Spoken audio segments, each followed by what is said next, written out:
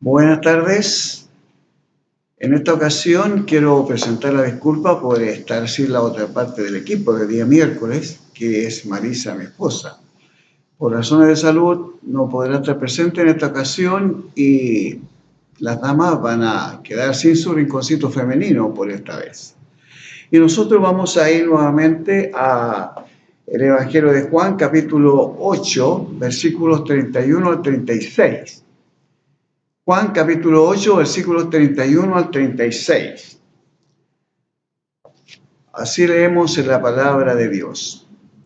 Dijo entonces Jesús a los judíos que habían creído en él: si vosotros permanecéis en mi palabra, seréis verdaderamente mis discípulos, y conoceréis la verdad, y la verdad os hará libres.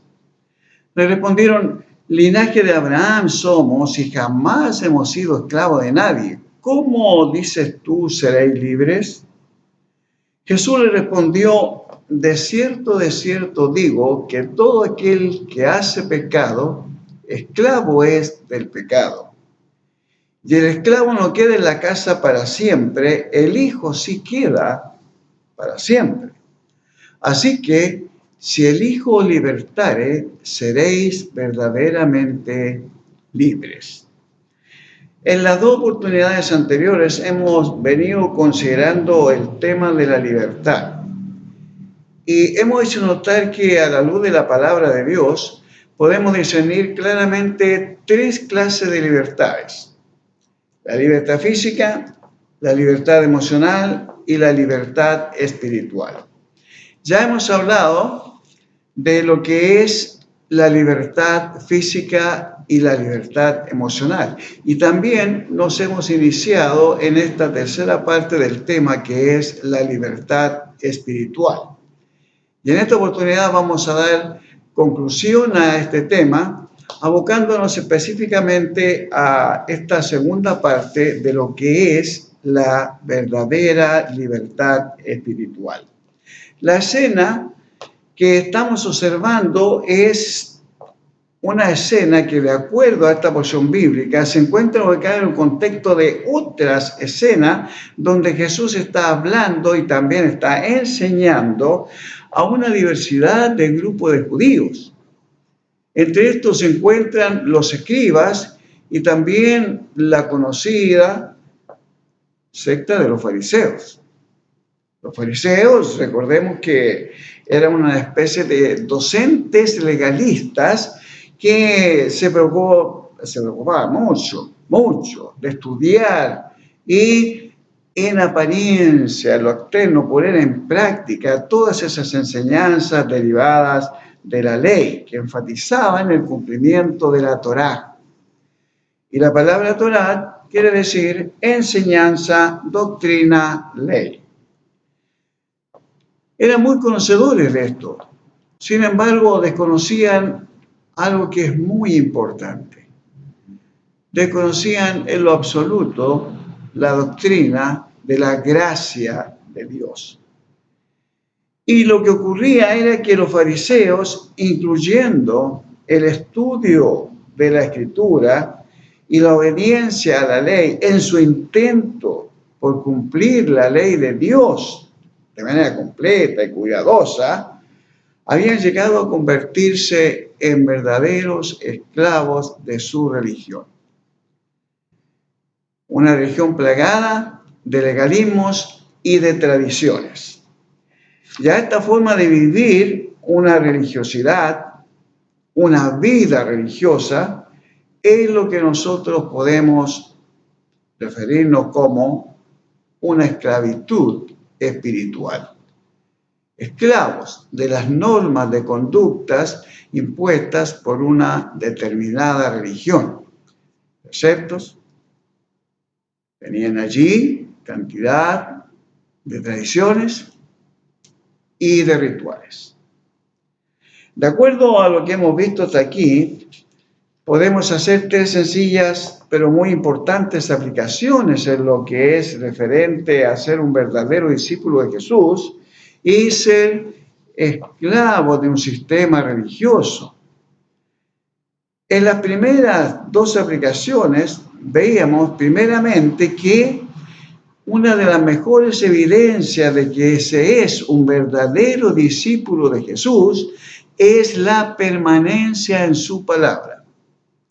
La permanencia en su palabra. El versículo 31 nos decía que dijo entonces Jesús a los judíos que habían creído en él en una forma intelectual: si vosotros permaneciereis en mi palabra, seréis verdaderamente mis discípulos. Si permaneciereis en mi palabra, seréis verdaderamente mis discípulos. Un auténtico discípulo ha hecho de la palabra del Señor su única guía de fe y de práctica. Está tan arraigada esa palabra en ellos que no hay lugar para que una falsa doctrina los confunda, y no hay lugar para que otras creencias o prácticas, tales como llamaríamos en el día de hoy los movimientos modernos o neoevangélicos, puedan mover a un discípulo auténtico, verdadero, de su fe. Y lo que vimos como segunda aplicación era una advertencia en contra del peligro de esclavizarnos a legalismos y tradiciones. Los fariseos, como ya vimos, eran personas muy religiosas, eran personas que cumplían fielmente con las demandas de su religión, y como hemos visto también y como hemos dicho, literalmente se habían transformado en esclavos de su religión, de sus normas de conducta. Habían hecho de ellos lo que imperaba por sobre su forma de pensar y su intento de actuar.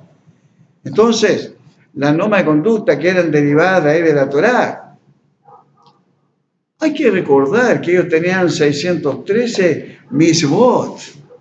Los misvot es, en su idioma, preceptos. Preceptos. Y de los cuales 248 de ellos eran positivos. Es decir, por 248 oportunidades se podía leer: esto harás, esto harás, esto harás, esto harás, o así lo harás. Y los otros 365 eran negativos. Y ahí se leía: esto no harás, esto no harás, esto no harás, así no harás. 613. Por lo general, tenían al alcance de su mano un manual o reglamento de consulta para poder en algún momento dado ver qué realmente era bueno y qué era malo, lo que debían hacer y lo que no debían hacer. Un auténtico discípulo de Jesucristo es una persona que no necesita depender de un cierto manual de conducta para poder discernir entre lo que es bueno y lo que es malo. Ello vendrá en forma natural como el producto de su nuevo nacimiento, de la obra del Espíritu de Dios en su mente y en su corazón. El Espíritu Santo actuando en su vida le capacita para discernir entre lo correcto y lo incorrecto. Sin el Espíritu de Dios, las cosas están confusas. Es muy difícil discernirlo. Es muy fácil dejarse llevar por lo que la mayoría de la gente piensa. Porque lo que la mayoría hace, eso es lo que está bien, es el concepto generalizado, popular. Pero cuando una persona ha entregado su vida a Jesucristo, ha conocido a Jesús como su Señor y Salvador, entonces el Espíritu Santo de Dios morando en su corazón le capacita para discernir entre lo que es correcto y lo que es incorrecto. Y al hacer lo incorrecto no queda con quietud, con paz en su corazón, porque ese espíritu le inquieta, le hace sentir que no se actuó correctamente. Cuando el apóstol Pablo escribió a los Colosenses en el capítulo 2, podemos recordar que hizo un serio llamado de atención a este asunto de estar esclavizado a preceptos, a legalismos, a tradiciones de hombres. Y él dijo, externamente tienen su cierto valor, porque regulan muchos aspectos de la conducta del individuo. Sin embargo, Pablo enfatiza que no tienen ningún valor contra los apetitos de la carne. Nos podemos amarrar, nos podemos esclavizar a una cantidad de normas, de tradiciones, de ritos, sin que ellas nos hagan verdaderamente libres. Porque solo Jesucristo es capaz de cambiarnos desde adentro y hacia afuera. No tan solo una reforma exterior de hábitos, de dejar de hacer estas cosas. Porque aún dejando de hacer ciertas cosas que son incorrectas definitivamente, puede que en lo interior se hagan igual. Puede ser que no caiga en un pecado de inmoralidad de lo práctico, en lo externo, pero en mi mente y en mi corazón puedo tener y dar lugar a la inmoralidad y ceder a ese pecado en mi ser interior. Eso no me lo puede regular una tradición, un legalismo, un ritual. El cambio para un verdadero discípulo es el que se produce desde adentro y para afuera, por la obra maravillosa del Espíritu Santo de Dios que transforma la vida de una persona. La religión nos puede cambiar por fuera. Podemos adoptar muchos hábitos religiosos, buenos hábitos. Sin embargo, podemos mantener por dentro un corazón sucio. La religión nos cambia por fuera, pero la experiencia de conversión nos cambia por dentro. Jesucristo. Al concluir este tema, vamos a considerar en qué consiste realmente la libertad espiritual. Esta libertad se refiere al hecho de ser liberado del dominio del pecado. El pecado se enseñorea, domina, controla. Y esto tiene que ver, al ser libre de ese control, de ese dominio. El pecado ya no se enseñorea más de nosotros. No nos excluye de una caída, de un cometer un pecado. No estamos exentos de caer en ello. Pero una cosa es caer en el pecado y la otra es vivir en el pecado. Por eso el Señor dijo, y todo aquel que hace pecado, es decir, que practica, que vive una vida esclavizada al pecado, ¿es eso? Un esclavo del pecado. Cuando el Señor Jesús le dijo estas palabras a sus oyentes ahí, judíos, escribas, fariseos, especialmente los fariseos se sentían muy aludidos por ello, responden ellos, entre los versículos 33 al 36, ahí en Juan capítulo 8, linaje de Abraham somos y nunca hemos sido esclavos de nadie, jamás hemos sido esclavos de nadie. ¿Cómo dices tú? ¿Seréis libres? Y Jesús le respondió, de cierto digo que todo aquel que hace pecado, que todo aquel que practica, que vive una vida de pecado, esclavo es del pecado. El pecado se esclaviza. Y el esclavo no queda en la casa para siempre, el Hijo sí queda para siempre. Así que si el Hijo libertare, seréis verdaderamente libres. Debo reconocer que es muy probable de que existan, y de verdad sí existen, otras interpretaciones distintas a las que yo le daré a estos versículos. Y no por ello vamos a decir que hay errores o intenciones incorrectas, sino que el énfasis, el enfoque que se le está dando al texto, a la temática derivada de esta porción bíblica, es diferente, es distinta. Entonces, al dar una exposición distinta, cambia un poco la manera de enfocar el texto, siendo en ambos casos, o en varios casos, correcto, dependiendo del enfoque que se le está dando a la porción bíblica que se está analizando. No en exégesis, que ahí vamos en solo una dirección. Cuando el apóstol Pablo escribe a la iglesia de Corinto, le dice que no toda persona está capacitada para poder entender las cosas espirituales. Hay personas que no han cambiado su estado natural.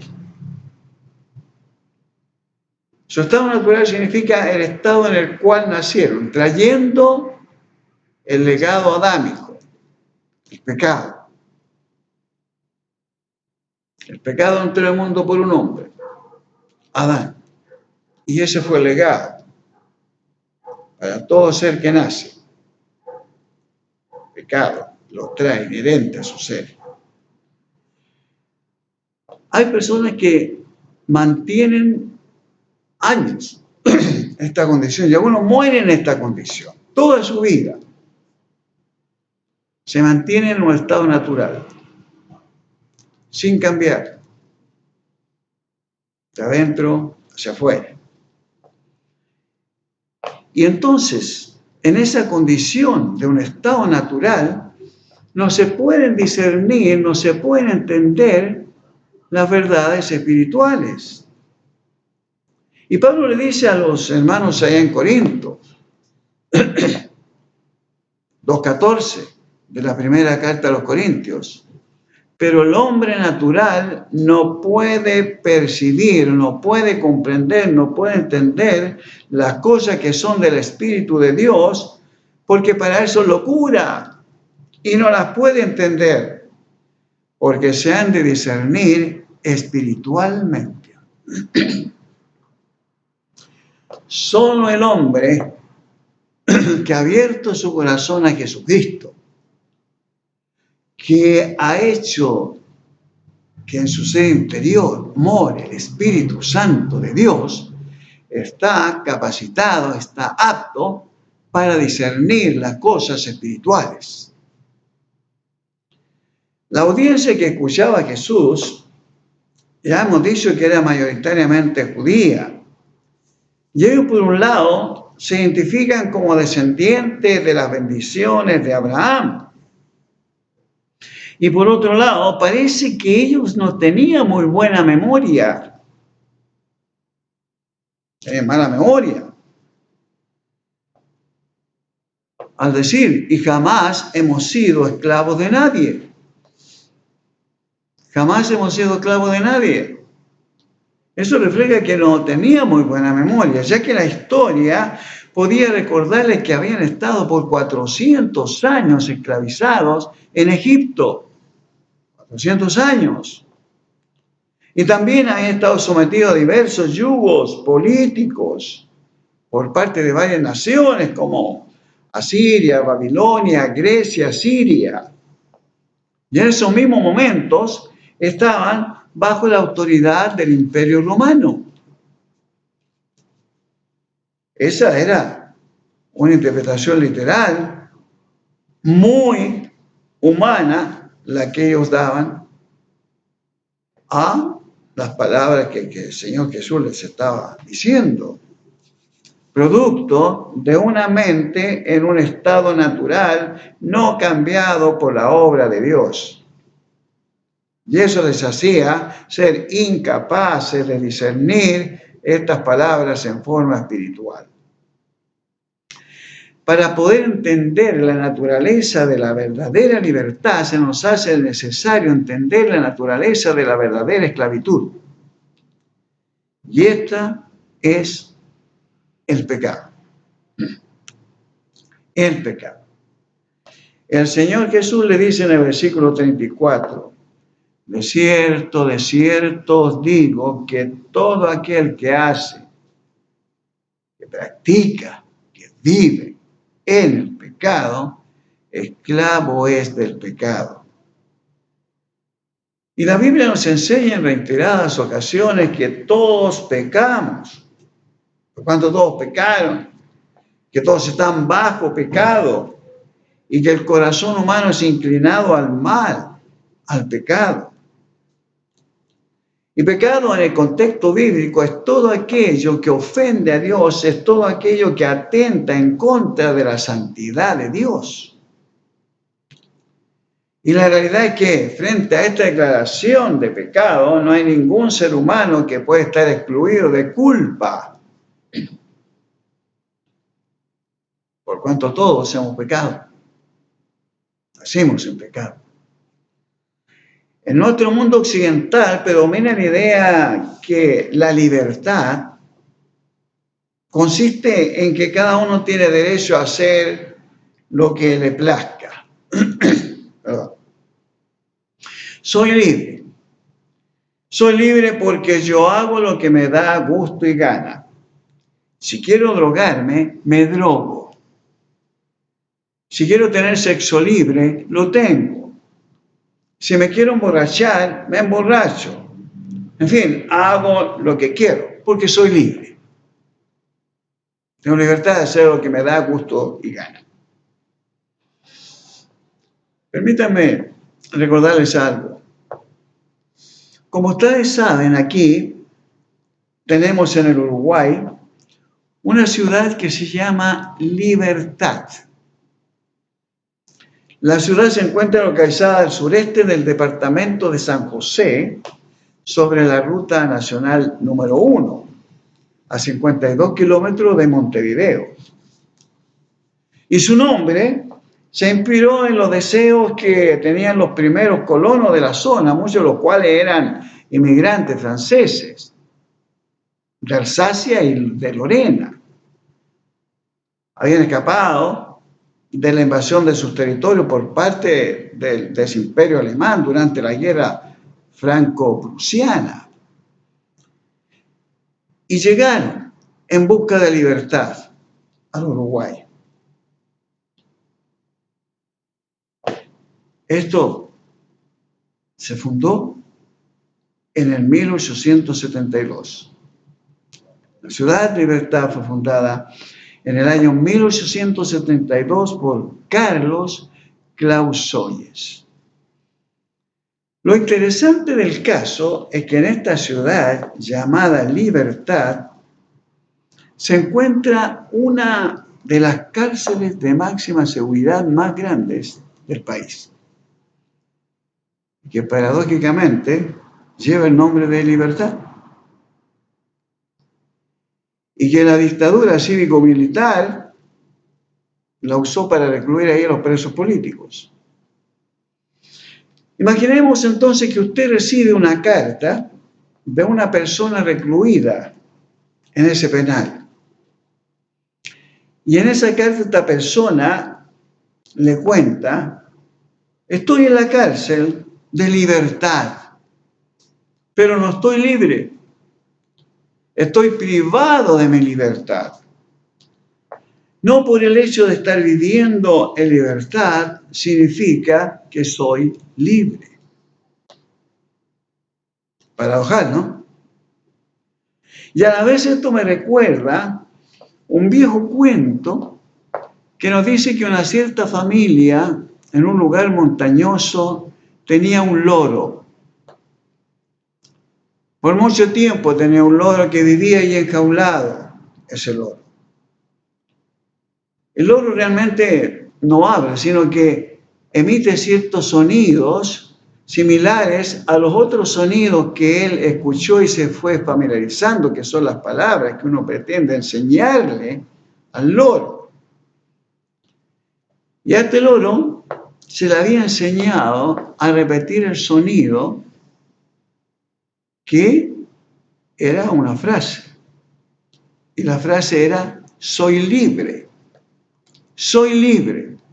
De manera que si usted se acercaba al loro, le golpeaba ahí su jaulita y le hablaba, el loro le decía, soy libre, soy libre, soy libre, soy libre. Era lo que había aprendido a emitir como sonido.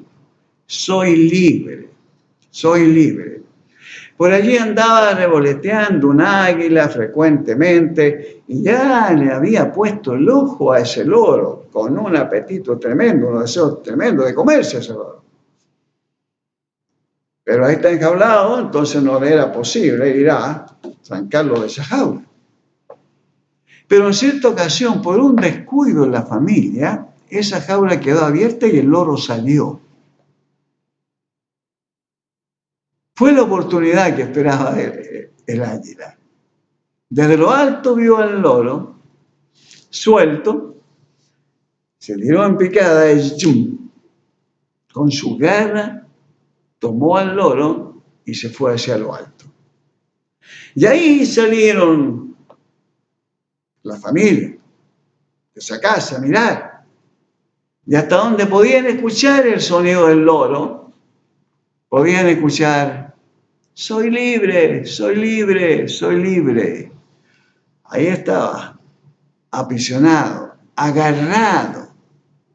Las garras del águila tenían prisionero, pero él seguía diciendo, soy libre, que era lo que había aprendido. Hay muchas personas que están esclavizadas, que están agarradas por el pecado, pero se siguen diciendo a sí mismas y creyendo que soy libre.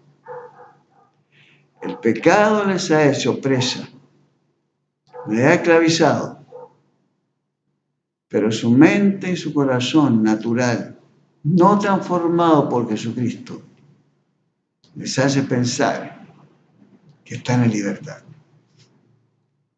y son prisioneros del pecado, esclavizados por el pecado. Y Jesucristo dice, así que si el Hijo libertare, seréis verdaderamente libres. Y hacemos extensiva esa palabra de Jesús a todo lo que ya hemos analizado, conversado en este tema. Nos podemos esclavizar a una forma incorrecta de pensar. Nos podemos esclavizar a un hábito de juzgar rápido o hablar mal de personas. Nos podemos esclavizar a ese interés de tener más y más y más consumismo. Nos podemos esclavizar a un trabajo, a un vicio. Lo más terrible es que cada una de estas cosas lleva el título de pecado. Y el que hace pecado, el que vive en esa práctica, esclavo es del pecado. Pero la gran esperanza para cada uno, aún de nosotros, hijo de Dios, es que si el Hijo nos liberta, seremos verdaderamente libres. Si dejamos que Jesús rompa esas cadenas, entonces seremos verdaderamente libres. Antaño, en aquellos tiempos de mis primeros años de convertido, era muy popular un corito que cantábamos, una canción cristiana cortita. Cristo rompe las cadenas, Cristo rompe las cadenas, Cristo rompe las cadenas y me cambia a mí. Habían diferentes versiones, pero esta era una de ellas. Cristo rompe las cadenas. Yo no sé cuál puede ser la cadena que te está atando a ti, hermano mío. O si alguno está escuchando, mirando esto y no conoce a Jesucristo, tengo que decirte claramente que el pecado se enseñorea de ti. Puedes considerarte bueno como los fariseos, pero la naturaleza pecaminosa te hace ser un esclavo del pecado. La invitación en ambos casos, tanto para un creyente que está esclavizado a recuerdos incluso, o malos hábitos, es entregarle a Jesucristo el control para que Él rompa esas cadenas. Y para aquel que no conoce a Jesucristo, es decir, Cristo rompe mis cadenas porque quiero ser libre, y sentir mi libertad de adentro hacia afuera. Porque si elijo libertare, seréis verdaderamente libres. Acompáñenme con una oración. Dios y Padre Celestial, tú conoces la situación espiritual de cada uno de tus hijos. Nos conoces tal cual somos y sabes lo que hay dentro de nosotros. No conoces tan solo lo que hay fuera y que hacemos, sino lo que está dentro. Y tú conoces muy bien si en nosotros, en algunos de nosotros todavía hay un rasgo de esclavitud, de algún tipo de pecado, como ya hemos mencionado. Aún una amargura, un mal recuerdo, un mal deseo. Corta estas cadenas, Señor, y ayúdanos a ser libres si hay alguna cosa de esta entre nosotros. Y si alguien, oh Dios, está sin haber llegado a un conocimiento, a un encuentro personal con Jesucristo, y está esclavizado por el pecado, que también puede considerar en su corazón y decir: Jesucristo, rompe mis cadenas, porque yo sé que si tú me libertas, seré verdaderamente libre. Gracias, mi buen Padre, por la palabra tuya, y a que esta sea útil y práctica a cada una de nuestras vidas, según la necesidad que padecemos cada uno de nosotros. Te lo pido por nuestro libertador y redentor, el Señor Jesucristo. Amén. Amén. Dios mediante, el próximo domingo estaremos reunidos como iglesia. Ya podremos realizar nuestra reunión para reactivar el quehacer de la iglesia, con las limitaciones conocidas por cada uno de los hermanos de nuestra congregación. Limitaciones y también con las indicaciones para tener cuidado, para cuidarnos. Oremos que el Señor conduzca estos días las cosas de tal manera que no haya nada que se atraviese en el camino y que podría impedirnos llegar a disfrutar de este gozo, de juntarnos en un servicio de Santa Cena el próximo domingo a las 10 de la mañana.